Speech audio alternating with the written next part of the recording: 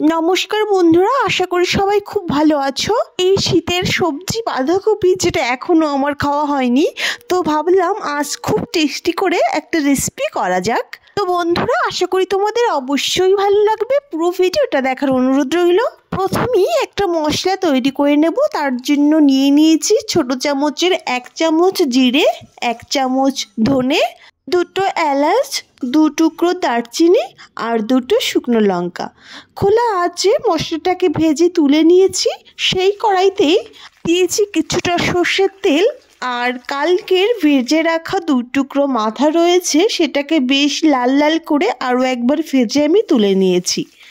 সেই কড়াইতেই তেলের মধ্যে আরও কিছুটা তেল দিয়ে একটা পেঁয়াজ কুচি আমি এখানে অ্যাড করেছি। পেঁয়াজটাকে দেখতে পাচ্ছ একটু বড় করে কেটে নিয়েছি, বেশি ছোট করে কাটিনি। 1 মিনিট মতো পেঁয়াজটাকে একটু নেড়ে চেড়ে কেটে রাখা 2টো আলু আমি এখানে অ্যাড করলাম। আলুটাকে মিডিয়াম করে কেটে নিতে হবে, বেশি বড়ও করিনি, একদম ছোটও করিনি। পেঁয়াজটা যদি লাল লাল করে ভেজে নিয়ে আলুটা দেয়া হয় তাহলে কিন্তু পেঁয়াজটা একদম পুড়ে যাবে আলু ভাজতে ভাজতে। তাই হালকা নেড়ে আমি আলুগুলো অ্যাড করে দিয়েছি। আলুটা নেড়ে চেড়ে দিয়ে দিলাম পরিমাণ মতো হলুদ আর কাশ্মীরি রেড চিলি পাউডার আর লবণ। সব কিছুকে ভালো করে মিশিয়ে নিয়ে একটা ঢাকনি দিয়ে ঢেকে দেবো 1 মিনিটের জন্য, যাতে আলুটা বেশ ভালো সিদ্ধ হয়ে যায়। তো 1 মিনিট পর ঢাকনি তুলে নিলাম। আলুটা কিন্তু বেশ একটু সিদ্ধ হয়ে আসছে আর বেশ ভালোই কষানো হয়েছে। 1 চামচ আদা রসুন বাটা অ্যাড করলাম। মশলাটা কিন্তু এই টাইমে অ্যাড করতে হবে। বেশ একটু নেড়ে চেড়ে অ্যাড করে দেবো কুচনো কাঁচা লঙ্কা। এখানে 5 থেকে 6টা কাঁচা লঙ্কা আমি কুচিয়ে রেখেছিলাম। ভালো করে মিশিয়ে নেওয়ার পর দিয়ে দেবো এখানে একটা টমেটো কুচি। টমেটোটা আমি একটু বেশ বড় বড় রেখেছি।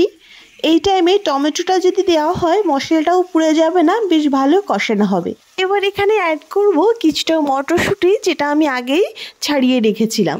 মটরশুঁটিটা দেওয়ার পর 1 মিনিট ধরে বেশ ভালো করে আমি কষিয়ে নেব। তো 1 মিনিট ধরে বেশ ভালো করে আমি কষিয়ে নিয়েছি। এতে মটরশুঁটিটাও বেশ একটু ভাজা ভাজা হয়েছে, সব মশলাটাও বেশ ভালো করে কষিয়ে নিয়েছি।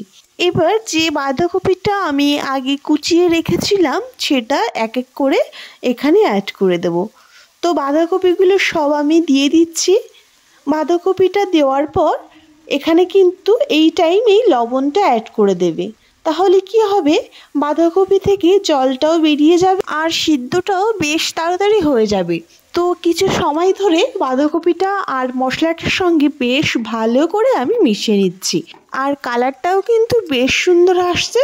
তো ভালো করে দেখো মিশিয়ে নিয়েছি। এবার বাঁধাকপিগুলো এক জায়গায় করে একটা ঢাকনি দিয়ে ঢেকে দেব। 2-3 বার আমি ঢাকনি দিয়ে ঢেকে ঢেকে একটু নেড়ে নিয়েছি। তো 3-4 মিনিট পর তোমাদেরকে দেখাচ্ছি।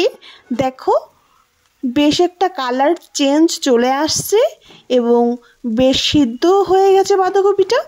এখন আমি 2 পিস মাথাটা দিয়ে দিচ্ছি। খুন্তির সাহায্যে মাথাটাকে ভেঙে দিলাম আর ভালো করে মিশিয়ে নিয়ে 1 মিনিট ধরে একটু নেড়েচেড়ে ভেজে নিলাম। শেষের দিকে যে ভেজে রাখা মশলাটা সেটা ছড়িয়ে দিয়ে ধনেপাতাগুলো ছড়িয়ে দিলাম। আরও 1 মিনিট বেশ নেড়েচেড়ে নেব। শেষের দিকে দিয়ে দেবো কিছুটা চিনি। এখানে হালকা মিষ্টি ফ্লেভার হলে বেশ ভালো লাগবে, তবে তোমাদের ইচ্ছা অনুযায়ী দিতে পারো বা স্কিপ করতে পারো যারা মিষ্টি পছন্দ করো না। বেশ নেড়েচেড়ে নিলাম। দেখো রেসিপি কিন্তু পুরো আমাদের রেডি হয়ে গেছে। তো তোমরা দেখতেই পাচ্ছ কতটা লোভনীয় হয়েছে, আর খেতেও তেমনি টেস্ট হয়েছিল। অনুষ্ঠান বাড়িতে আমরা যেমন রান্না খেয়ে থাকি বাঁধাকপি, তার থেকেও দ্বিগুণ টেস্ট বেশি হয়েছিল। তো বন্ধুরা, বাড়িতে অবশ্যই ট্রাই করো এইভাবে, আর আমাকে জানিও কেমন হয়েছিল খেতে। আশা করি তোমাদের অবশ্যই ভালো লাগবে। প্লিজ একবার ট্রাই করার অনুরোধ রইল। তো বন্ধুরা, রেসিপিটি যদি তোমাদের ভালো লেগে থাকে প্লিজ একটা সাবস্ক্রাইব করে দিও। আমার পাশে থেকো তোমরা। অনেক ধন্যবাদ। সবাই ভালো থেকো, সুস্থ থেকো। আজকের ভিডিওটি এই পর্যন্তই।